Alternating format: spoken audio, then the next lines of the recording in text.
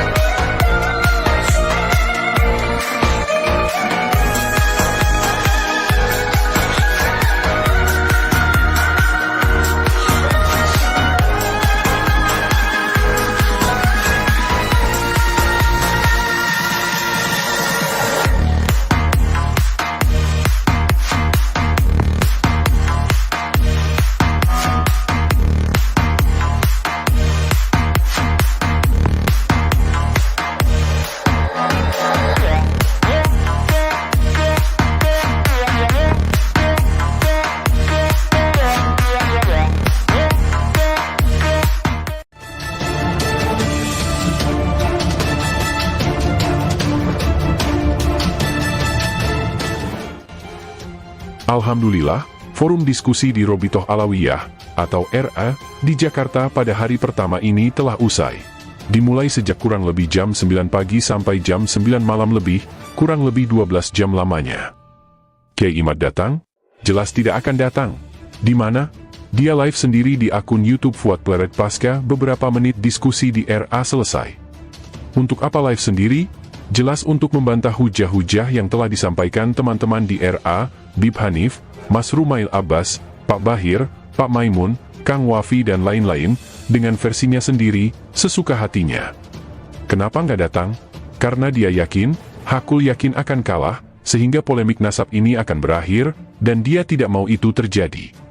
Sudahlah, intinya siapapun yang mengundang Kiai Imad debat, di forum apapun itu, dimanapun tempatnya, jangan sekalipun mengharapnya hadir.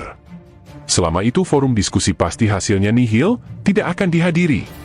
Kiai Imad akan lebih suka diberi podium sendiri, tanpa dihadiri pembanding, dan hanya pro-pronya saja yang ikut nimbrung sambil mengangguk-angguk kepala. Bebas sebebas-bebasnya ia akan menyampaikan opininya, provokasinya, lantang suaranya. Anggap saja polemik nasab berakhir sudah hari ini. Biarkan yang tidak suka tetap membenci. Selamat pagi, orang-orang yang dibatalkan nasabnya. Tapi sekali penggugat diundang di rumahnya dianggap pengecut dan gak ilmiah. Padahal seharusnya yang datang di sini itu kan orang yang sejak dulu 2 tahun terakhir bicara tentang tesis-tesis, tapi saya belum pernah sekalipun melihat apa yang diucapkan sebagai tesis diuji dalam sidang yang lebih akademik gitu. Belum pernah saya lihat. Saya adalah orang yang selama 1 tahun terakhir ya, genap 1 tahun terakhir itu mewawancari beberapa pakar, beberapa intelektual, baik ada di Indonesia maupun di tempat yang lain, dan belum pernah saya sekalipun mendengar ketika saya sodori tesisnya Kiai Haji Madudin, kecuali para pakar itu mengatakan ini penelitian orang bodoh yang belum pernah tahu bagaimana cara ilmu nasab bekerja. Saya sengaja mengawali presentasi ini dengan kalimat seperti itu karena diakui atau tidak banyak orang yang berusaha menepis dan mengexaggerate apa menyebutnya itu, terlalu melebih-lebihkan, overrated itu penelitian yang seharusnya bisa disebut teman briefing dan makalah, tapi naik derajatnya menjadi tesis yang sangat akademik. Maka untuk membuat itu harus orang itu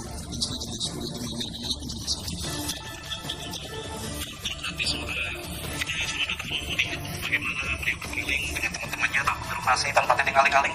Tidak pernah saya melihat di dalam sidang akademik dan juga penontonnya pun segmented, semuanya tendensius. Tapi ya sayangnya beliau tidak hadir di sini untuk melihat apakah beliau serius tentang keseriusannya dengan ilmu pengetahuan, apakah beliau berani untuk bicara secara adil di depan orang yang berilmu. Ada Habib Hanif, ada yang sering disebut berkali-kali oleh Mas Sugeng yaitu Aventador, namanya Muhammad Asegaf Mas Sugeng.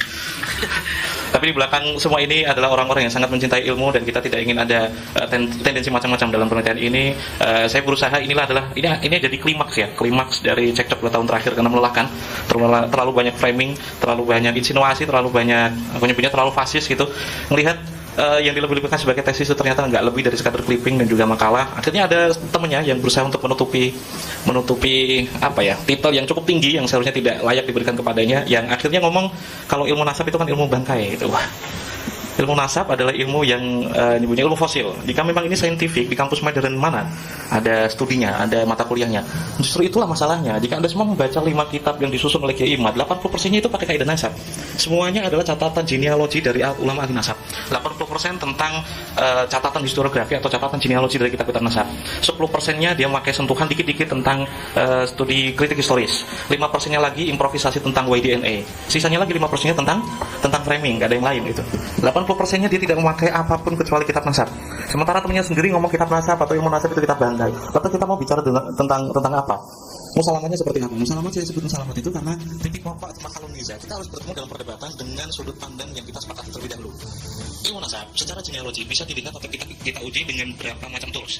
Jika itu ilmu nasab, maka harus menaati kaidah ilmu nasab. Jika itu kaidah historis, maka harus menaati kaidah historis. Terus jika memang ini bicara tools biologi atau tools genealogi, karena ini kan fenomena biologi ya, nasab atau fulan bin fulan itu kan fenomena biologis, maka harus memakai tools biologis yang memang teruji dari pakar. Gitu. Saya belum pernah mendapati, ya seperti tadi ya, belum pernah ada pakar yang saya lihat ketika saya sodori, ini ada orang yang batal-batalin nasab alawin gitu. Kaget itu. Itu seperti mengira kalau Bahasim itu mengharamkan rokok gitu, untuk menentu ulama maksudnya, atau ada bahasa masail di NU yang mengharamkan rokok gitu. Suatu hal yang kayaknya itu nggak mungkin. Ketika dia mengklaim, atau teman kita senior kita yaitu Bang Haji Rumah Ilama mengklaim kalau sampai hakul yakin apaan sih sampai hakul yakin, semalam ternyata beliau memberikan semacam argumentasi. Dia sampai hakul yakin itu karena tiga macam telah sejarah, telah filologi, terus telah YDNA. Oke kawan-kawan, saya akan berusaha mengawali presentasi ini dari sudut pandang sebuah sejarawan. Ilmu sejarah itu tidak 100% bicara tentang kebenaran dokumen. Kita bicara tentang bukti historisnya. Bukti ada banyak, termasuk oral history atau mulut ke mulut, riwayat ke riwayat. Itulah kenapa semua kajian historis itu tidak sepicik para penggugat Ba'alawi yang mendudukkan kebenaran historis hanya berdasarkan kebenaran dokumen. Kitabnya mana, manuskripnya mana. Jika itu yang kita pakai, maka Imam Bukhari, Sahih Muslim, dan juga Sahih yang lain kita pelangi yang jaraknya itu 150 tahun atau mungkin 2 abad lebih dari baginda Nabi akan kita batalkan. Ilmu sejarah tidak sepicik itu. Jika itu yang kita pakai, maka kita akan berpikir secara bengkok. Semua cerita di masa lalu akan tidak berguna dan tidak ada artinya. Nah, itulah yang disebut dengan kritik histori. Begitulah cara kerja seorang sejarawan. Nah, hingga akhirnya saya mendapati banyak orang yang selalu mengajukan pertanyaan tesis. Satu-satunya yang ilmiah dari kritiknya Kiai Imad tentang nasab genealogi Ba'alawi adalah di mana sumber atau bukti material dari Syuro Istifadoh. Menurut dia terputus 550 tahun terhitung dari Imam Ubaidillah hingga 895 dari penulis Al-Barqah Musyikah. Saya tadi pernah berkerasakan. Nah, hitungan itu pun sudah pernah saya jawab ketika menghadirkan satu naskah tunggal yang berjudul Jurus Syafa yang ditulis tahun 820, sudah menulis nama Ubaidillah. Kitab itu ditulis ketika Said Ali bin Abi Bakar As-Sakran baru berumur 2 tahun. Itu tidak pernah dijawab secara metodologis, secara filologis. Yang selalu bicara filologis pun mengatakan bahwa Wazir itu sadar, keturunan dari Said Hasan bin Ali. Orang-orang seperti ini mau bicara tentang filologi. Orang-orang seperti ini dipercaya sebagai pakar filolog. Orang seperti ini dipercaya sebagai pakar sejarah. Dan telaahnya yang matang. Bang Roma katanya pakai manuskrip. Manuskrip apa coba? Satu kali pun saya belum pernah lihat para penggugat itu memakai studi filologi dan berdasarkan manuskrip. Secara contoh nanti untuk detail akan saya tunjukkan ke dalam presentasi. Ini cuma prolog, nanti teman-teman melanjutkan tentang telaahnya tentang Ajrus Syafaf yang tidak dia terima. Ya karena Abdullah sudah disebutkan sebelum Said Ali, orang yang digugat itu. Belum pernah saya lihat sekalipun dia meminta maaf karena menuduh Said Ali, penulis kitab itu, sebagai pencangkok nasab. Padahal ketika beliau baru berumur 2 tahun, berarti kan masih menyusui. Mungkinkah orang yang menyusui memberikan informasi tentang kakeknya kepada orang yang 15 tahun kemudian sudah wafat? Ya nggak mungkin. Kitab itu cuma langsung diklaim ini kitab yang cukup diragukan karena naskahnya baru ditulis 45 tahun sebelumnya. Ya karena emang nggak modal, nggak mau nyari gitu. Peneliti itu kan memang sifatnya itu kan pencarian, to search, berarti mencari. Jika informasi yang nggak dapat di situ, apakah benar kitab itu ditulis 45 tahun atau 50 tahun yang lalu? Akhirnya saya menemukan 3 naskah pembanding yang lebih tua dari itu. Ditulis sekitar 200-an tahun yang lalu lah. Jauh sebelum ada geger nasab, jauh sebelum ada mungkin semasa dengan Imam Murtado Al-Zabidi dia sudah ada manuskripnya, dan ada intelektual yang sudah mengutip beberapa kali kitab itu dan menyebutkan Ubaidillah di sana. Saya berusaha memberikan pengantar itu untuk menunjukkan kepada Anda semua ada orang yang tidak jujur ketika melakukan gugatan. berkali-kali saya menagih, apakah Anda bisa mempertahankan tesis Anda tentang kali pertama disebutkan tahun 895 dari Al-Barqa Musyikoh. Itu sudah ada banyak bukti material yang bisa menjawab itu. Alih-alih menjawabnya akhirnya framing lagi. Ya seperti itulah, 80% isinya cuma kitab nasab, 10%-nya dikit-dikit bahasa sejarah, 5%-nya improvisasi tentang YDNA kayak Askenazi, kayak paham aja gitu. Askenazi itu apa sih sudah. 5%-nya itu ya sisanya framing gitu. Mungkin ini pengantar dari saya. Terima kasih, saya lanjutkan kepada akan membahas salah satu tema penting yang juga akan dipaparkan oleh seorang yang cukup luar biasa, bukan cukup luar biasa, Mas Rumel Abbas. Kita akan masuk kepada beberapa permasalahan-permasalahan yang mungkin belum terjawab. Seperti yang tadi saya tanyakan, apakah kemudian ada kitab nasab sezaman yang membicarakan tentang sosok Ubaidillah bin Ahmad, karena ini yang kemudian menjadi fokus bahasannya pada kira-kira abad ke-4 sampai abad ke-9. Kalaupun memang tidak ada, lalu bagaimana pengisbatan nasab itu bisa berlaku untuk sosok Ubaidillah bin Ahmad. Lalu selanjutnya dalam tesisnya Kiai Imail Usman itu ada membahasakan soal pencangkokan nama Ubaidillah sebagai pencangkokan pertama yang dilakukan oleh Habib Ali As-Sakron dalam kitabnya. Apakah itu kemudian betul dan analisanya tepat? Lalu kemudian Kiai Imat menjelaskan kembali ada pencangkokan kedua, yaitu yang dikatakan sebagai Bani Jadid. Nah, itu pencangkokan kedua yang dilakukan oleh kelompok Ba'alawi. Nanti kita kemudian akan tanyakan ini kepada narasumber. Lalu mungkin yang ketiga ada sebuah narasi, sebuah opini bahwa Ahmad bin Isa al-Muhajir adalah sosok yang memang tidak pernah ke Yaman. Tidak pernah ke Yaman karena beliau selama lebih dari 30 tahun itu tidak pernah berkunjung ke Yaman, tapi menetap di Madinah. Dan narasumber kita pada kali ini itu menurut saya memiliki banyak data-data material yang mungkin akan banyak manfaatnya, atau kita akan mengambil istifadah banyak dengan data material ini karena ini menjadi sebuah hal yang penting. Dalam diskusi ini kekurangannya adalah kita tidak mempunyai data pembanding, itu saja. Dan tentu ini menurut saya secara pribadi, dan saya adalah moderator yang mudah-mudahan netral dalam hal ini, itu diperlukan.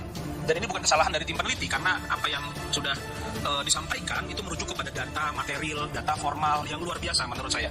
Tapi tentu kita harus punya data pembanding, dan data pembanding ini yang dimiliki oleh penggugat. Al-bayyinah lil mudda'i wal yamin ala man ankar. Maka kemudian Kiai Imail Usman harus menjelaskan bayyinah itu sendiri, penjelasan dari apa yang digugatnya. Baik, sahabat-sahabat sekalian, kita akan dengarkan pemaparan dari saudara Rumel Abbas terkait beberapa permasalahan yang tadi saya sebutkan, dan akan dipertajam lagi dengan beberapa data-data material yang akan disampaikan. Waktu dan tempat kami persilahkan. Assalamualaikum warahmatullahi wabarakatuh. Kita langsung. Untuk kali ini saya cuma bisa memberikan 15 slide. 15 slide ini semoga mencakup 3 permasalahan besar dari sudut pandang metodologis orang yang membatalkan Ba'alawi. Yang paling pertama itu kan tentang ilmu nasab. Ilmu nasab tadi udah jelaskan, Surah Istifadoh itu Surah Istifadoh dari semua penjelasan tadi sudah jelas. Medianya adalah tasamu. Jika bicara tentang tasamu berarti kan ini bicara tentang pendengaran dan pengetahuan orang yang didapatkan melalui telinga dan ke telinga. Kalau pada skup tertentu disebut dengan masyhur, kalau udah cukup meluas maka disebut nasab atau tasamunya sudah mencapai mustafad, udah menyeluruh. Nah, permasalahannya pertanyaan tentang bukti sezaman ketika memakai metodologi ilmu nasab itu kan seperti mempertanyakan dari pertanyaan dia keliru. Seperti pertanyaan, bisakah Tuhan menciptakan batu yang tidak bisa dia angkat sendiri? Itu bukan lebih jawab, itu justru mengelirukan pertanyaannya. Dalam anak-anak filsafat menyebutnya itu omnipoten paradoksal, sebuah paradoks dari sebuah omnipoten, zat yang omnipoten. Maka ketika pertanyaan itu muncul dalam metodologi ilmu nasab, itu pertanyaan yang keliru. Kendati pun demikian, saya itu berusaha untuk mencari sifatnya falsifikasi dari pembatal Ba'alawi. Kalau toh memang tidak ada naskah sezamannya, sebenarnya bisa diisbat atau enggak? Semua ulama 150 yang disebutkan memakai metode yang alim alam memakai dan mengetahui cara kerja ilmu nasab seperti apa, verifikasi nasab seperti apa, semuanya tidak ada yang batalkan. Bahkan An-Nabhani mengatakan ajma'atil ummah al-Muhammadiyah itu kan berarti kan level yang cukup tinggi. Untuk membatalkan hal itu maka membutuhkan extraordinary klaim bahwa ini batal harus memakai argumentasi yang lebih dari An-Nabhani, lebih dari Ibn Hajar al-Asqalani, Al-Haytami, Al-Sakhawi dan yang lain sebagainya. Saya berusaha untuk memberikan bukti material tapi ini sifatnya cetak biar nanti kita menantang kepada Pak Manahem Ali yang dari dia saudara kita Roma Irama Hakul Yakin. Mari kita uji seberapa akurat beliau ataukah beliau pernah mengutarakan argumennya berdasarkan filologi atau naskah. Saya belum pernah melihat Pak Manahem mengutarakan satu naskah pun. Hingga podcast terakhir dia masih bicara bahwa nama Ubaidillah baru keluar di dalam kitab yang berjudul Al-Barqa Musyikoh. Telat lama berarti dia tuh, nggak mengikuti paham kantor paling tidak. Beberapa naskah sudah saya tunjukkan. Yang paling mendekati dengan Said Ali bin Abi Karasakran itu kan Al-Barqa Musyikoh. Berarti kan sebelum itu sekitar tahun 830 udah ada Jurus Syafaf. Terus mengikuti juga memproduksi kitab Itul Barohin. Karena dia sendiri yang ngomong setelah kitab ini aku cetak, aku produksi kitab yang lain. Iqdul Bahrain memberikan beberapa isnad, beberapa sanad periwayatan itu didapatkan dari mana. Nah, untuk melogikakan, mungkinkah ilmu nasab itu ilmu yang semua metode tadi, surah sifat tadi, apakah tidak bisa mengisbatkan nasab? Ataukah kita harus mengandalkan kebenaran dokumen? Nah, itu pertanyaan yang cukup keliru. Semua orang tahu jika tasammul itu pasti didengar. Apa yang didengar belum tentu ditulis. So ya, apa yang terjadi di masa lalu tidak bisa kita samperin di masa sekarang. Makanya apa yang kita akses sekarang itulah yang harus kita olah. Makanya saya mau nguji nyebutnya apa ya? Sering ada framing seperti ini. Jika Imam Ubaidillah diklaim sebagai imam, kenapa tidak ada yang mencatat? Ada sebuah di kitab Al-Mu'jam karya Ibnu Muqri ya, wafat sekitar 381, ada orang yang pada nomor indeks 1367 ya, hadatsana Abu Muhammad Asy-Syarif Al-Alawi. Untuk yang belum tahu, dari kalangan Husainin, orang pertama siapakah yang disebut atau dipanggil dengan Syarif? Yang paling jauh dalam bentuk dokumen adalah orang ini yang disebut hadatsana Abu Muhammad Asy-Syarif Al-Alawi. Jika ada penyebutan Al-Alawi yang spesifik kepada keturunan Imam Ali, dan jika ada Hasan Husain salah satunya ya, dari wangsa Husainin, orang pertama yang dijuluki Asy-Syarif adalah ini orang. Ibnu Muqri orang yang masyhur, bukan orang majhul. Beberapa kitabnya Al-Mu'jam ini pun dikutip beberapa kali di dalam Tarik Baghdad, Al-Khatib. Terus banyak yang menyebutnya sebagai ulama yang sikoh untuk, bahkan As-Sam'ani pun beberapa kali merujuk kitab ini. Kita uji beberapa, ada banyak contoh yang bisa saya tunjukkan, tapi saya ngasih satu aja. Ini orang yang sangat dikenal oleh Ibnu Muqri minimal. Ini orang pertama yang disebut dengan julukan Asy-Syarif dari kalangan Husainiyin. Kalimat selanjutnya, walam tara ainaya fil asyraf mithlah. Bayangkan seorang ulama hadis mengatakan ada orang namanya Abu Muhammad Asy-Syarif, aku belum pernah, kedua mataku belum pernah melihat kesyarifan seperti orang ini. Silsilahnya adalah Yahya bin Muhammad bin Abdullah bin Hasan bin Husain bin Ali bin Husain bin Ali bin Abi Thalib. Coba kita bandingkan dengan kedua kitab yang dipakai oleh Kiai Imad, yaitu Tajibul Ansab dan juga Al-Majdi. Saya garis bawahi 1, 2, 3, 4 nama ini problematik. Saya langsung ngasih kesimpulan problematik jika memakai kitab nasab yang dipakai oleh Kiai Imad dalam pembatalan. Di dalam Tajibul Ansab karya Al-Ubaidillah yang wafat 435, ini mohon maaf saya ke crop ya, di Auladul Hasan bin Husain Al-Asghar, semua nama yang disebutkan orang tadi Ibnu Muqri di dalam Al-Mu'jam itu kira-kira nama siapa yang tidak ada? Oke. Karena ini menurut Musajar dari Al-Muqibun ini disebut yang Hasan Atikah. Hasan Atikah punya anak namanya Abdullah, kan gitu. Tata cara membaca nasabnya kan seperti itu. Nah, kedua nama ini problematik jika itu Tahzibul Ansab. Hanya nama Muhammad bin Hasan, anaknya dari Hasan Atikah itu cuma ada dua, yaitu Muhammad bin Hasan dan juga Husain bin Hasan. Orang yang sezaman dengannya, yang hidup mendapati masa hidupnya, orang yang kali pertama disebut sebagai Syarif. Orang ini Al-Ubaidillah itu kan disebut sebagai Syekhus Syaraf karena menjadi tuannya para asyraf, karena pencatat awal ya yang paling lengkap dan kompleks. Kitab yang kita akses cuma satu, yaitu Tajibul Ansab. Tajibul Ansab ini diakui sebagai mukhtasar. Ada yang tidak mengakui kitab Tajibul Ansab sebagai mukhtasar dan kitab nasab yang syamil, sehingga ketika tidak ada di situ maka nasabnya batal. Ada orang yang sezaman dengan Al-Ubaidillah yang nasabnya itu udah pasti dia tahu, tapi ternyata tidak dicatat juga.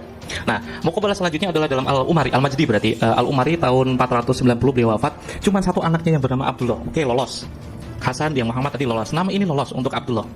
Hasan Husain tadi lolos. Nah, coba kita bandingkan dengan kitab yang problematik yang berjudul Asy-Syajarah Al-Barakah. Nah, ini yang saya maksud tadi tuh pengen ngasih contoh redaksi yang hasr khobar muqaddam falahu minal muqibin, kayak gitu ya. Ini untuk Ar-Razi kalau benar Asy-Syajarah Al-Barakah itu memang ditulis olehnya, berarti kan sekitar tahun 606. Ini masa yang cukup pendek untuk mengetahui orang pertama dari kalangan Husainiyin yang disebut sebagai asyraf awal-awal. Wa amal Hasan bin Husain Al-Asghar al-ma'ruf bitika fa'atibuhu min rajulin wahidin wa huwa Muhammad. Apa yang bisa diambil dari sini? Minimal kita bisa tahu semua kitab nasab itu tidak bisa dipakai sebagai parameter seperti Dukcapil sekarang. Kita nggak bisa berharap banyak terhadap bukti material yang ada di masa lalu. Ketika dua kitab, taruhlah 3 kitab yang menjadi pembatalnya kan cuma ini tok kan, Asy-Syajarah Al-Barakah. Ini pun bertentangan dengan 2 kitab sebelumnya. Tajibul Ansab menyebutkan anaknya 2. Terus Al-Majdi menyebutkan anaknya tadi berapa ya? Al-Majdi itu menyebutkan anaknya ini Al-Majdi. Minimal Abdullah udah kecatat. Nah, ketika dibenturkan dengan Asy-Syajarah Al-Barakah, kenapa disebut satu? Informasi dari mana? Muhammad informan dari mana? Al-Majdi katanya dia baca kitab ini. Kalaulah memang inkirat, kenapa yang ditulis yang Hasan bin Husain Allah? Bukankah ada Yahya yang hidup atau minimal wafat sekitar tahun 381? Ketika Ibnu Muqri mengatakan hadatsana Abu Muhammad Asy-Syarif Al-Alawi walam tara ainaya, berarti kan dia tahaqquq kok kan? Berarti kan sezaman minimal. Ada orang yang kemungkinan hidup sebelum 381. 2 ulama nasab yang sezaman dengannya yang hidup 100 tahun kemudian tidak mencatat. Jidnya maksudnya. Dianya enggak kecatat juga. Bahkan ulama yang kalau memang ini diklaim oleh Fakhruddin Ar-Razi tahun 606, kenapa informasinya nakin cuma 1 gitu. Nah, itu bukti kalau semua kitab nasab itu ya enggak ihata, enggak syamil, enggak jamak mana seperti ta'rif gitu. Nah, ada satu hal yang pengen saya tunjukkan, yaitu naskahnya Asy-Syajarah Al-Barakah konon diklaim sebagai ditulis oleh Muhammad bin Umar Ar-Razi. Itu kata Wahid bin Samsuddin, ada redaksi di halaman terakhir itu dia menukil ulang dari catatan Muhammad bin Umar Ar-Razi. Makanya dia klaim ini kan Fakhruddin Ar-Razi. Ini bisa kelihatan ya. Semoga kelihatan yang ada di YouTube. Ini naskah Asy-Syajarah Barokah yang dimiliki oleh Ibrahim bin Mansur Al-Hashimi. Naskah Asy-Syajarah Barokah yang saya tujukan pertama ini adalah halaman kedua. Coba saya bacakan. Naqaltu min khatti Sayyid Jamaluddin Ahmad ibn Inabah Al-Husaini pada tahun 926 wa ana al-Faqir Ibrahim bin Qasim Al-Amin. Ada satu naskah pembanding dari Asy-Syajarah Barokah yang tidak dimiliki oleh Sayyid Mahdi Ar-Rajai yang disimpan di Sultan Ahmad Salis. Ini sekaligus bukti kalau Ki Imat itu ya tidak pernah melakukan penelitian lapangannya. Sudah tidak ada Sultan Ahmad Salis sudah tidak ada. Itu nama masjid yang dimiliki oleh seorang raja. Jika menyebutkan ini maktabahnya maktabah di mana? Maktabahnya Topkaph Kota Vanisi. Sudah tidak ada lagi namanya Sultan Ahmad Salis, itu nama koleksi. Nomor indeks 2677 yang dituliskan oleh Sayyid Mahdi Ar-Rajai itu 40 tahun yang lalu. Sekarang naskah itu memang ada dan ada di Topkaph Kota Vanisi. Tidak ada di Sultan Ahmad Salis. Bahkan ada orang dia sendiri ngomong di rumah Irama katanya, "Kitabnya Anda Bang Haji dijaga dengan baik." Bohong dia enggak pernah lihat itu. Saya yang pernah ke sana dan ngelihat tidak ada di Sultan Ahmad Salis. Adanya cuma dari perpustakaan Topkaph nyebutnya, Topkapi teksnya. Nah, perhatikan baik-baik. Ibrahim bin Mansur mengatakan kalau Ibrahim bin Qasim Al-Amin, orang yang menulis ulang naskah ini, menisbatkan kitab ini kepada Ibn Inabah yang wafat tahun 828. Kira-kira adakah orang yang seharusnya Pak Manakim bahas ini gitu, naskah diadu naskah. Ada naskah yang disimpan oleh mana tuh Sayyid Mahdi Ar-Rajai di Iran, disimpan di Maktabah Al-Marashi. Diklaim ini milik Wahid bin Samsuddin yang menulis ulang dari Asy-Syajarah dari Fakhruddin Ar-Razi. Satu naskah nih yang ada di Saudi nih yang disimpan oleh orang yang masih hidup, yang masih hidup. Ini menulis ulang dari khotnya atau tulisan tangan dari Ibn Inabah yang wafat tahun 828. Manakah yang paling benar? Saya tidak akan menjawab itu karena jawabannya nanti ada di buku. Minimal ini menjadi tantangan bagi orang yang diklaim sebagai ahli filologi. Pernahkah bicara soal naskah seperti ini? Saya jamin nggak pernah ada. Saya udah ngecek itu di beberapa podcastnya. Ketemu dengan Heri Pras juga nggak pernah bicara tentang naskah. Ketemu Roma Irama juga langsung iya. Ya dimulai dari Al-Barqa Al-Musyikoh. Mari saya tunjukkan halaman berikutnya yang memperkuat bahwa naskah ini memang kemungkinan besar menurut Ibrahim bin Mansur itu ditulis oleh Ibn Inabah karena halaman paling akhir bentuk dan tulisannya atau redaksinya itu sama mirip dengan Umdatul Thalib yang ditulis sekitar tahun 818 Hijriah. Nanti saya share tuh kalau ini. Nah, oke. Kira-kira ada nggak sih naskah sezaman? Atau minimal ada nggak sih sanadnya? Mereka kan minta tentang sanad. Dikiranya kan hadis, riwayat tentang nasab itu kan ya diriwayatkan dari orang tua ke anak dan seterusnya. Mereka menaikkan taruhan bahwa bukunya itu harus eksternal. Ada orang yang namanya Mutawakkil 'ala Allah yang mendapatkan ijazah nasab sekitar tahun 606 dari Umar Ali bin Mas'ud At-Tibai itu mendapatkan ijazah dari Abul Hasan Ali bin Muhammad bin Jadid. Sering kali saya dengar ada orang ini kan namanya atau Ki Imat ya, namanya Bajadid. Setelah saya konfirmasi ke Amjad Duftaim dan juga Iman Habsyi, bin Jadid itu nggak bisa dibaca dengan Bajadid. Itu nama kabilah yang seperti bin Hafid, bin Yahya, bin Syekh Abu Bakar. Nyebutnya bin Jadid aja. Makanya penamaannya dia itu Abul Hasan Ali bin Jadid. Nggak ada Bajadid. Gitu. Orang ini adalah terkonfirmasi sebagai muridnya Abul Hasan Ali bin Jadid. Saya akan menjawab kenapa ini bisa disebut cangkokan atau mungkin mengajukan pertanyaan. Orang ini adalah yang digugat, yang katanya itu kan mencangkokkan nasabnya kepada Ubaidillah lewat naskah Al-Janadi. Ini lebih tua dari Al-Janadi karena Al-Janadi wafat 732. Kitab itu ditulis sekitar tahun 724. Sementara ini orang hidup sezaman dengan Ali bin Jadid yang silsilahnya ditulis melalui Abdullah dan Ubaidillah. Ada tanda merah di situ, itu silsilahnya kan Abdullah. Terus Ubaidillah, sorry. Terus ada semacam tanda kecil yang di samping kirinya itu disebutkan mungkin al-Shawab atau mungkin al-Mulaqab kayak gitu. Penandaan kayak mustadraknya ya, susulan Abdullah di sini, nama lainnya adalah Ubaidillah. Oke, saya lanjutkan untuk memperkuat bahwa ada sebuah musnad yang ditulis oleh Abul Hasan Ali bin Jadid, yaitu ijazah yang diturunkan oleh Umar bin Ali At-Tibai sekitar tahun 606. Lihat redaksinya. Ada di sini Muzaffaruddin Umar bin Ali At-Tibai biriwayatihi lahu anil muallif. Kitab Arbaun diriwayatkan seorang sampai Umar bin Ali At-Tibai dari muallif dari kitab Arbaun itu yang silsilahnya yaitu Asy-Syarif Al-Hafidz Abul Hasan Ali bin Muhammad Al-Anqal Ubaidillah. Oke, kita perkuat lagi. Naqaltu hadzal nisbah min khatt bin Jadid. Saya menulis ulang silsilah ini dari orangnya langsung. Oke, siapa Ali bin Jadid ini? Mari kita bicara tentang naskah. Oke, clear. Ada orang yang mengklaim kalau Al-Janadi itu memiliki silsilah problematik tentang Abul Hasan Ali bin Jadid. Saya yakin dia nggak pernah buka naskah ini. Dia cuman apa ya nyebutnya? Ada Al-Aqwa itu memberikan footnote bahwa naskah silsilah Abul Hasan Ali bin Jadid ada yang di dalam kurung. Menurut manuskrip Paris, nama ini tidak ada. Gitu. Jadi dia berkesimpulan kalau Abdullah itu sebenarnya nggak ada di manuskrip Paris. 3 naskah yang saya punya Abdullah ada, manuskrip tahun 820 Hijriah itu ada. Terus manuskrip 1051 dari As-Suluk fi Tabaqatul Ulama wal Muluk ada nama Abdullah di sana. Meskipun ada pemotongan silsilah 3-4 nama tidak ditulis, kayaknya ini juga nggak pernah ditemukan bahwa naskah pada tahun 839 yang disalin di tahun itu menuliskan silsilah lengkapnya Abul Hasan Ali bin Jadid sesuai dengan tahun 606 namanya ditulis atau silsilahnya sampai ke Ubaidillah. Orangnya sendiri yang menulis silsilahnya sampai Ubaidillah. Ada orang belakangan yang menuliskan silsilahnya, tapi manuskripnya tidak ada yang langsung dari penulisnya. Itu ternyata sama persis seperti naskah tahun 839. Kedustaan pertama adalah ketika dia ngomong meneliti seteliti-telitinya, bahkan Bang Haji Rubairama istighfar antum, katanya itu Bang Haji itu melakukan telah manuskrip apa coba? Dia pernah punya manuskrip ini enggak? Saya jamin enggak punya. Atau mungkin punya, itu kan diberikan oleh temannya yang pernah kuliah di Agov. Ya, pernah, temannya Habib Hanif itu. Saya belum pernah melihat dia membuka manuskrip seperti ini. Mungkin ini pun belum pernah dibuka. Ketika membuka, saya yakin tulisan dia tentang silsilah Jadid itu pertama ditulis Jadid bin Ahmad. Terus yang kedua Jadid bin Abdullah. Semua naskah menyebutkan Abdullah, enggak ada yang kepotong langsung ke Ahmad.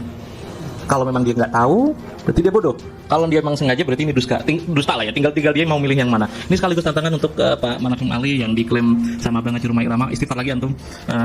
Ketika ada orang mengatakan hakul yakin dari informasi satu orang yang mengklaim memakai studi historis, padahal dia nggak pernah menelaah manuskrip dengan baik. Beberapa telaahnya itu juga nggak baik juga. Apa yang bisa kita dapatkan? Istifadah macam apa dari Pak Manafim yang dia sendiri ngomong, saya pengen ngulang ini terus belum dia mengklarifikasi bahwa Waziri disebut keturunan Said Hasan coba gitu. Saya mau ketawa juga agak aneh, ngelus dari juga agak gimana. Ada satu naskah yang ini baru, tapi jangan bilang ini baru karena semua kitab yang antum miliki yang versi sekarang itu termasuk Tajibul Ansar itu pun baru disalin sekitar tahun 890-an Hijriah. Kalau ngomong ada manuskrip yang ditulis oleh penulis langsung, saya pengen lihat lebih tua mana dari milik saya, itu maksud saya. Nggak, saya tunjukkan untuk Mustad bin Umar. Ini ada orang namanya, inilah orang yang bapaknya Sa'duddin Az-Zufari itu adalah orang yang membocorkan informasi tentang Mi'raj 70 kali itu loh. Padahal kan yang diceritakan itu kan ya 7 kali, wakilah 70 kali gitu. Namanya kan Sa'duddin bin Ali Az-Zufari. Sampai sekarang masih di Holi di Oman, di Zufar, di Kesultanan Zufar itu. Dia punya anak namanya Umar Al-Abid. Ini ditulis sekitar tahun 637. Salinan. Nanti bisa dicari di buku itu. Nah, kira-kira yang namanya Ali bin Jadid tadi itu punya hubungan historis atau pernah tahaqquq liqa atau tidak? Dari hadisnya Sa'duddin Az-Zufari, anaknya Umar bin Sa'ad Az-Zufari. Di situ kan ada informasi sedikit. Hadasana Muhammad bin Ali Al-Faqih Al-Alawi. Hadasana Abul Hasan Ali bin Muhammad bin Jadid Al-Alawi. Yang tidak lain itu kan sepupunya. Clear ya? Oke. Kita coba pencangkokan itu ada di mana? Saya agak sulit mencari suatu hal yang tidak ada. Itu. Bahkan kata pencangkokan ketika dia berusaha pencangkokan itu pun ada, dia kesulitan jempalikan. Makanya saya tuh selalu ngomong kalau mau membatalkan nasab orang kan dicari celahnya dulu. Sementara semua catatan tentang Ba'alawi itu seperti apa ya? Kerumunan yang berbaris gitu ya. Seperti kumpulan orang-orang yang berbaris. Semua informasinya itu tertib. Ketika masing-masing tobakoh dicari, ada keserusan mencari. Ternyata masing-masing tobakoh itu dengan ulama yang berbeda itu nggak ada yang bertentangan, nggak ada takarutnya. Seperti Al-Khatib ketika ini di dalam ini kayaknya belum pernah saya unggah juga. Al-Khatib itu kan pernah menulis selain Al-Jurus Syafaf, Mikdul Barukin. Oke, silsilahnya Abul Hasan Ali bin Jadid itu ditulis sampai ke Abdullah bin Ahmad bin Isa. Clear? Ditulis oleh orangnya langsung. Nah, orang belakangan ada yang menulis silsilah yang nasabnya itu sampai ke Abdullah bin Ahmad bin Isa. Orang yang sama yang ditulis oleh Ali bin Jadid, silsilahnya sampai ke Abdullah dan Ubaidillah. Abdurrahman Al-Khatib, silsilahnya menulis seseorang bisa masuk ya? Nggak bisa masuk. Asy-Syekhul Kabir Al-Wali Asy-Syekhir Ubaidillah, nulis langsung Ubaidillah. Ibn Syekh As-Saleh Ahmad Al-Wali Al-Masyhur Il-Anqal Ahmad bin Isa dan seterusnya. Kitab itu diproduksi setelah Ajurus Syafaf. Oke, kita next ke Ajurus Syafaf dan naskah ini juga saya yakin tidak akan dimiliki oleh para pembatal Ba'alawi. Ya, mungkin yang versi yang dulu sempat saya sebarkan versi 40 tahun yang lalu. Nah, mereka kan mengira kalau naskah ini itu kan naskah yang problematik, ditulis oleh orang yang majhul. Ya kalau Anda nggak tahu jangan majul-majulin orang gitu. Orang ini ditulis sebagai mu'arrikhul Yaman Athiqah. Bahkan Mbah Makromah yang hidup 15 setelah pemilik kitab ini wafat, sekitar 15 tahun kemudian Mbah Makromah itu kan hidup. Itu orang yang paling dekat yang bisa memverifikasi orang ini bisa dipercaya atau tidak. Salah satu kitab yang dia pakai sebagai rujukan salah duanya Al-Barqa Al-Musyiqah terus yang kedua ada Al-Jarus. Ini ditulis sekitar tahun 1278, sekitar 200 tahun yang lalu. Nah, silsilahnya jadi orang yang berbeda. Dari nasab orang yang berbeda ditulis oleh orang yang sama yang ditulis tahun 820. Otomatis nih Sayyid Ali bin Abi Bakar As-Sakran masih beritahan 2 tahun, masih menyusui mungkin ya. Tidak mungkin dia mendapatkan informasi nama Ubaidillah dari anak yang masih menyusui umurnya 2 tahun. Naskah ini valid, naskah ini solid, semua argumentasinya kokoh. Di sini sudah menuliskan silsilah dari Ali Khalil Qasam sampai Ubaidillah bin Ahmad bin Isa. Lantas pertanyaannya, ketika sampai sekarang saya masih mendengar dimulai dari Al-Barqa Musyiqah dan bisa jadi naskahnya akan lebih banyak dari ini. Gimana mengklarifikasinya? Apakah mau taslim? Jika taslim, apakah mau menarik omongan? Jika mau menarik omongan, bagaimana cara kafaratnya, dosa-dosa fitnahnya? Kiranya cukup dari saya. Assalamualaikum warahmatullahi wabarakatuh. Oke. Baik. Jadi saya pengen bertanya dulu sebenarnya sebelum Saudara Hanif saya pengen bertanya. Ibnu Muqri tadi yang disampaikan oleh Abu Muhammad Syarif Al-Alawi. Abu Muhammad Syarif Al-Alawi lam tara ainaya. Ibnu Muqri itu pada abad ke-5. 381. 384. Lalu kemudian dikatakan kok enggak kelihatan. Baik, kata Alawi di sini itu nisbahnya ke Alwi atau ke Ali? Imam Ali bin Abi Thalib. Ini sorry. Oke. Ini saya ini sekaligus promo, saya bikin konten di Pamanja Ngantor untuk bantah Pak Manafim Ali tentang Syarif dan Sayyid. Salah satu setelah menjelajah 2 bulan lebih itu saya dapat dari kalangan Husainiyin yang disebut sebagai syarif pertama adalah ini orang, Imam Yahya. Baik. Tapi Alawi ini disebahkan kepada Sayyidina Ali. Betul. Bukan kepada Alwi. Bukan. Ini sekadar contoh ketika ada naskah yang bukan kitab nasab dari ulama hadis menemui orang itu, dia tahu kalau dia syarif dan juga al-alawi. Ternyata di kitab nasab tidak ditulis. Baik. Gitu. Baik. Lalu kemudian Jadid sendiri ini adalah anak Ubaidillah. Cucu ya. Cucu berarti cucu ke-8 atau ke-9. Oh, baik. Jadi bukan kemudian dia anak dari Ahmad Gini, Mahalun Nizanya itu kan Abdullah atau Ubaidillah itu dimulai dari kapan? Dikenal sejak kapan? Ternyata dari keturunannya udah menyebut kita tahun 606, yaitu dari Ali bin Jadid, Ali bin Muhammad bin Ahmad bin Jadid. Oke, kita bicara tentang Ubaidillah dulu dan Abdullah, problematik atau enggak? Seperti yang saya sebutkan di pagi tadi, saya adalah contoh yang paling tepat dari Ramli menjadi Rumel, itu kan contoh yang tidak begitu kontroversi.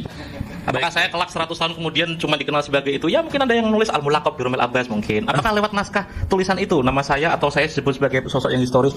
Ini banyak orang yang tidak mengerti bagaimana ilmu sejarah itu bekerja ya gitu. Maksud saya ketika orang itu berusaha mencari dokumen-dokumen, kita tidak lagi bicara tentang historiografi. Kita bicara tentang kebenaran dokumen. Kebenaran itu harus ada kebenaran itu bisa dikatakan benar jika ada catatannya. Kata siapa? Tidak ada satupun sarjanawan barat timur Indonesia yang sepicik itu melihat historiografi. Permasalahannya bukan ada di sana. Ketika kita bicara tentang sumber zaman dan juga sumber yang tidak sezaman atau sumber primer dan juga sekunder, dari segi waktu sumber itu kan bisa yang muasir dengan peristiwa itu terjadi. Ini bicara tentang nilai historis dari sebuah cerita. Makin mendekati, makin bagus, makin bernilai. Tapi berlomba-lomba mencari sumber historis atau yang sumber sezaman, ya berarti dia tipikal orang yang nggak tahu bagaimana ilmu sejarah itu bekerja. Jika pertanyaan itu ditanggi mana bukti zamannya kepada ilmu nasab, itu udah pertanyaan yang keliru. Seperti mengajukan pertanyaan, mungkinkah Tuhan menciptakan batu yang tidak bisa diangkat sendiri itu? Ya seperti logika omnipoten paradoksal gitu. Pertanyaan itu tidak akan relevan bagi ilmu nasab. Jika menanyakan syuhur wastifado di masa sekarang konyol. Imam Ubaidillah itu apa tahun berapa? Kita tahun berapa? Ngelacak itu butuh effort, ngelacak itu pun butuh ekspansi, ngelacak itu butuh disklasifikasi naskah yang sangat banyak. Sekadar contoh di Turki itu kan ada sekitar 2 juta naskah lebih. Tapi yang bentuknya PDF itu tidak sampai 500 ribuan. Berarti kan ada sekitar 1.500 naskah yang belum didisklasifikasi, belum diunggah. Dia pun tahu namanya Sajarah Al-Buraqah itu kan baru sekarang gitu, baru 2-3 tahun yang lalu. Sementara muhakiknya sendiri itu sejak awal itu ya kaget. Aku pun kaget. Fakhruddin Ar-Razi ternyata ya punya kitab judulnya ini. Itu kenapa Mahdi Rajai tetap menulis itu intisab dan masyhur fi? Ya karena itulah seorang peneliti, dia akan bicara atas nama naskah. Meskipun dikasih disclaimer di awal bahwa kitab ini saya intisabkan bukan karena dasar validasi yang akurat. Karena di naskah itu menyebutkan naskah ini ditulis oleh. Nanti pun kalau Ibrahim bin Mansur mentahqiq Sajarah Al-Buraqah dan diterbitkan dalam versi cetak, saya yakin itu ya muntasabnya, intisabnya kepada Ibnu Nabah yang wafat tahun 828. Pertanyaannya, sanggupkah orang yang batal Mbak-Alawi dengan Sajarah Al-Buraqah mempertahankan tesisnya tentang ini ditulis oleh Fakhruddin Ar-Razi? Kapan waktunya? Tentukan tanggalnya. Nanti biar Habib Hanif yang datang. Baik. Terima kasih, Mas Rumel. Said Hanif, Saudara Hanif kemudian ingin bertanya, silakan. Mau Said, mau saudara bebas. Baik. Yang tadi Gus coba yang Atibai Gus. Atibai. Ini untuk Fakhruddin ini yang dari Mutawakil, sanadnya yang atas itu kan Ali bin Mas'ud Atibai. Ali bin Mas'ud Atibai. Ini makhtutohnya di mana nih Gus? Maktubahnya ada di Yaman. Mungkin mic-nya antum bisa ya. Maktubnya ada di Yaman. Oh, ini juga ada salinannya ada di Berlin dan juga di Belanda ada. Jadi kalau nyari di Google nggak bakal ketemu ini Gus ya? Insya Allah. Di Yaman ini. Kalau yang ini pernah diunggah oleh teman antum. Oh iya, dari Oman itu Dari Oman juga Harul Haqiqah. Betul. Ya, kalau ini Umar bin Ali, beda orang ya, Umar bin Ali sama satu lagi. Sama-sama satu warga ya, Atibain sama. Ini namanya Umar bin Ali Atibai. Muzafaruddin, Umar. Panggilannya Muzafaruddin. Dan nama ini adalah orang yang ditulis sebagai muridnya Ali bin Jadid dalam As-Suluk Kitab Ulama wal Muluk. Salah satu muridnya dari Ali bin Jadid itu kan Hasan bin Rasyid Al-Hadrami. Naskah Sunan Tirmizi yang bisa dilihat nanti itu di bukunya Habib itu. Naskahnya Tirmizi itu kan ditulis oleh Hasan bin Rasyid Al-Hadrami. Buku antum juga itu. Seangkatan dengan ini orang yang Atibai ini. Dia ada 2 orang yang jadi murid orang yang taruhlah nasabnya itu masyhur. Ada 2 orang muhaddisin yang menjadi muridnya yang mensahihkan nasab gurunya. Apakah ini sebagai bentuk kan gak enak gurunya ya? Berarti Anda merendahkan muhaddisin. Itu nggak sikoh berarti ya. Padahal Ali bin Jadid itu dikenal Imam Syakhawi atau Baqatul Khawas sebagai la nadhiralah fil hadis.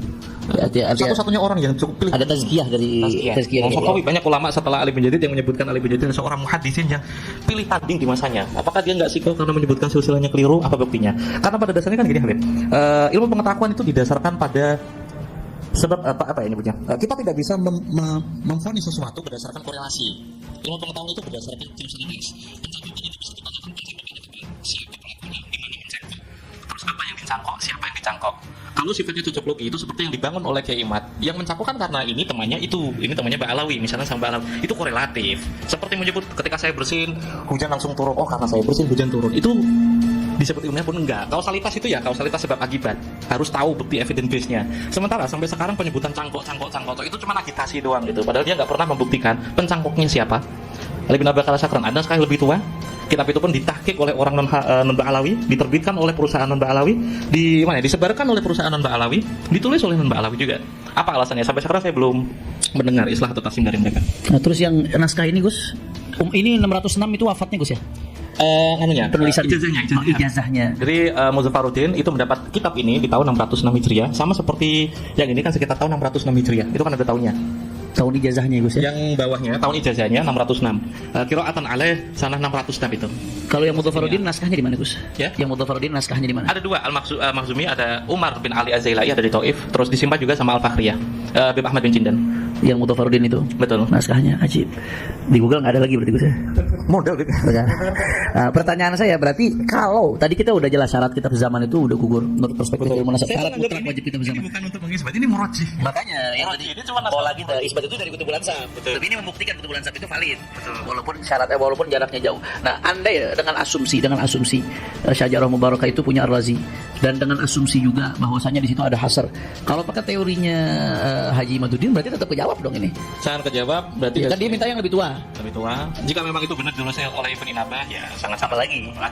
Tinggal nanti beliau bisa menjawab dan itu iftirat itu udah asumsi atas sebuah kesalahan. Tetap masih terjawab. Jawab boleh menjawab, tapi paling tidak itu jawaban yang jangan aneh. Nanti coba kita buktikan besok itu apakah Robito Alawiyah menggelar diskusi nasab tapi dalilnya lucu di Aramianu Banten atau tulisan konyol yang lain, itu bukan jawaban. Bukan seperti itu seorang beradab bicara dengan lawan bicaranya lah ya. Itu aja Gus yang mau Ana pastikan. Baik, terima kasih saudara Harif, saudara Rumel. Ini mungkin kawan-kawan dan sahabat sekalian mungkin agak bingung begitu ya, karena terlalu cepat juga Mas Rumel. Tapi tadi nanti bisa diulang pelan-pelan gitu, disimak baik-baik dengan data material yang ada. Saya coba sedikit menggambarkan apa yang semua disampaikan sama Mas Rumel ini. Jadi Kiai Imad bilang bahwa ada nama Ubaidillah. Nama Ubaidillah itu dimasukkan oleh seorang Ba'alawi namanya Ali Sakran. Itu yang pertama ya. Ada premisnya pertama, ada nama Ubaidillah itu kemudian dimasukkan oleh Ali Sakran, katanya pada abad ke-8, abad ke-9, katanya begitu. Nah jadi untuk menggugat hal ini, lalu Mas Rumel tadi menyampaikan bahwa sebenarnya bukan Ali Sakran yang pertama kali, karena ada manuskrip sebelumnya di pada abad ke-8 ya. Abad ke-8 atau 7? Mas Rumel? Orangnya hidup di abad ke-8. Abad ke-8 yang kemudian telah menuliskan nama Ubaidillah itu di kitab namanya Al-Jauharus Syafaf. Baik. Nah itu ya yang kemudian bisa dilihat. Dan ini juga ada hal baru bahwa dalam proses isbat nasab ini, bukan isbat nasab ya, dalam melihat manuskrip salah satu yang bisa dilihat adalah ijazah sanad. Dan memang kita terbiasa di pesantren atau mungkin ketika di Al-Azhar, di Ahqa, di Hadramaut misalkan, itu kita mendapatkan sanad baik misalkan hadits musalsal bil awaliyah misalkan begitu, atau sanad-sanad hadis yang lain yang kemudian memang tertulis. Nah di sini tadi dibuktikan bahwa ada ijazah sanad, itu sanad bidang apa sih? Hadits ya, yang kemudian menyebutkan nama Ubaidillah ini. Baik begitu ya sahabat sekalian.